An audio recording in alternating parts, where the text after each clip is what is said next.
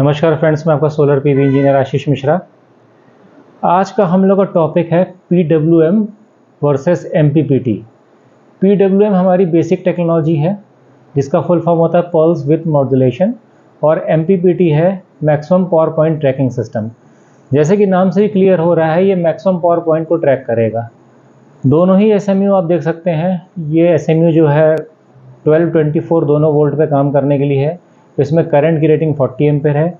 Similarly हमारा ये वाला MPPT SMU भी 12-24 दोनों ही कैटेगरी पे काम करने के लिए है, और इस पर भी जो चार्ज कंट्रोलर है 40 एम्पेयर का है। 12-24 का मतलब सिंगल बैटरी का सिस्टम में भी अगर पहले से इन्वर्टर लगा हुआ है या डबल बैटरी का है तो दोनों में SMU यूज़ हो सकता है। ये भी सिंगल बैटरी और डबल बैटरी वाले इन्वर्टर के साथ ये SMU यूज़ हो सकता है। डिफरेंस क्या है? दोनों में पैनल की लोडिंग कैपेसिटी का डिफरेंस है, दोनों में वोल्टेज रेंज का डिफरेंस है, दोनों में परफॉर्मेंस का डिफरेंस है, दोनों में रेट में ऑलमोस्ट दुगने का डिफरेंस है। मैं हर बार क्लाइंट जहाँ पे ऑफ ग्रिड सिस्टम लगे हुए हैं, जहाँ पे इलेक्ट्रिसिटी नहीं है, वहाँ पे मैं 100% जो मेरा सजेशन होता है वो MPPT कंट्रोलर या MPPT इन्वर्टर का ही होता है। तो इसमें हम वोल्टेज रेंज, इसके करंट रेंज, ये सारी चीज़ें देखने के बाद ये डिसाइड करेंगे कि कौन सा सिस्टम कहाँ पे यूज़ करना चाहिए, कब हमें PWM यूज़ करना चाहिए, कब हमें MPPT यूज़ करना चाहिए। चलिए तो वीडियो में बने रहिए, आगे हम लोग देखते हैं। तो हम देख सकते हैं कि दोनों ही सिस्टम हमारे LCD डिस्प्ले पे हैं और दोनों ही सिस्टम के साथ 12 मंथ्स की वारंटी आती है। दोनों ही सिस्टम को इंस्टॉल करना बहुत आसान है। तो पहले हम देखेंगे PWM सिस्टम को। PWM सिस्टम इधर स्पेसिफिकेशन देखिए। पहला है बैटरी टाइप। बैटरी टाइप में दो टाइप के सिलेक्शन इसमें अवेलेबल है, ट्यूबलर और SMF, sealed maintenance free. Tubular हमारी नॉर्मल बैटरी हो गई, SMF सील्ड मेंटेनेंस फ्री हो गई। तो हम बैटरी टाइप भी सेलेक्ट कर सकते हैं। दूसरा maximum PV current by default 40 ampere है और इसको 20 एम्पियर पे भी सेट किया जा सकता है। मोड ऑटो डिफ़ॉल्ट दोनों ही इसमें दिया हुआ है। ऑटो डिफ़ॉल्ट पे जो मेन जानने वाली चीज़ है वो है इसकी सोलर पैनल की मैक्सिमम रेटिंग।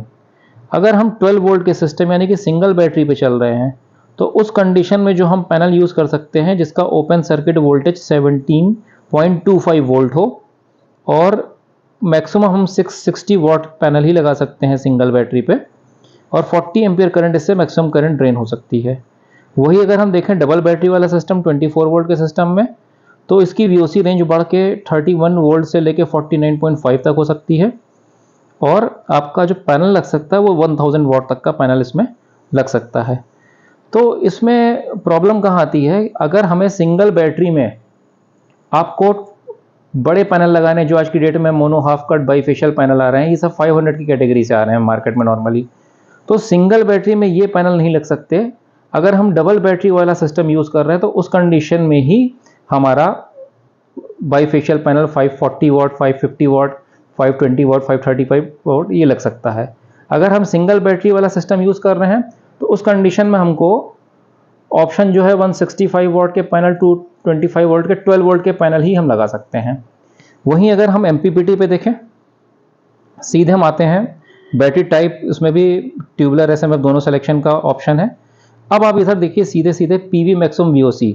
अगर 12 वोल्ट का भी सिस्टम आप यूज़ कर रहे हैं तो उस कंडीशन में भी आप 36, 60 और 72 सेल्स, यानी कि आप अगर मार्केट की, पुराने मार्केट की भी बात की जाए तो 12 वोल्ट का पैनल जो आता था 165 वॉट, इस समय 225 वॉट का आ रहा है। इन बिटवीन 335 वॉट और 225 वॉट के भी पैनल मार्केट में थे, 330 वॉट के भी पैनल मार्केट में थे। उसको हम लोग 250 वॉट वाले जो पैनल थे उसको हम लोग 60 सेल्स वाले पैनल बोलते थे। फिर उसके बाद 335 जो आया और फुल सेल वाले जो पैनल आए वो 72 सेल्स के थे। 340 भी अभी भी 72 सेल्स में आ रहे हैं, लेकिन इस समय जितने पैनल लेटेस्ट आ रहे हैं मार्केट में वो हाफ कट 144 सेल्स में ही आ रहे हैं। तो आप देख सकते हैं 12 वोल्ट में भी आपके पास जो VOC रेंज है वो 49.5 है, और 24 वोल्ट में ये डबल आती है 99। इसका मतलब क्या हुआ कि अगर आप सिंगल बैटरी का भी सिस्टम यूज़ कर रहे हैं, सिंगल इन्वर्टर के साथ भी अगर बड़ा पैनल आप लगाना चाहते हैं तो आप लगा सकते हैं। कंडीशन इसमें भी वही है, अगर 12 वोल्ट का सिस्टम यूज़ कर रहे हैं तो 600 वॉट तक का सिस्टम पैनल आप इसमें लगा सकते हैं। और अगर आप 24 वोल्ट के सिस्टम में यूज़ कर रहे हैं तो उस कंडीशन में भी आप 1200 वाट तक के पैनल इसमें आप लगा सकते हैं। तो तरीका आपका वही होगा कि अगर आप सिंगल बैटरी यूज़ कर रहे हैं तो उस कंडीशन में जो आपके पैनल होंगे उनका पैरेलल कनेक्शन होगा या सिंगल पैनल ही यूज़ करेंगे।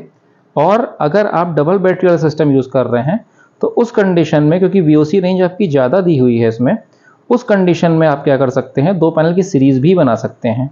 क्योंकि जैसा कि आप देख सकते हैं 24 वोल्ट में 99 वोल्ट तक की VOC है, तो दो पैनल का सीरीज़ कॉम्बिनेशन में VOC डबल हो जाएगी, जो कि 100 के नीचे ही रहेगी। ओवरऑल अगर बात की जाए तो MPPT की एफिशिएंसी और PWM की एफिशिएंसी में अप्रॉक्सीमेटली 30% का अंतर होता है। फॉर एग्जांपल, अगर आपने 1 किलोवाट का पैनल लगाया हुआ है तो 1 किलोवाट में अगर ये सिस्टम 700 वाट के आसपास का आउटपुट दे रहा है तो ये आपका 950 वाट के आसपास का भी आउटपुट टच कर सकता है पीक कंडीशन में। क्योंकि इसमें इस टेक्नोलॉजी की खासियत ये होती है कि जो सरप्लस वोल्टेज होता है उसको भी करंट में कन्वर्ट कर देता है। फॉर एग्जांपल, जैसे मान लीजिए हमने 49 वोल्ट VOC वाला सिस्टम लगाया, उसमें मान लीजिए मैक्सिमम वोल्टेज जो आ रहा है 38 टू 40 वोल्ट आ रहा है। बैटरी हमारी चार्ज होनी है 12 वोल्ट की 14.5 से, तो जो सरप्लस वोल्टेज होगा वो आपकी करंट में कन्वर्ट हो जाएगा। वही इसमें सरप्लस वोल्टेज करंट में कन्वर्ट नहीं होता है।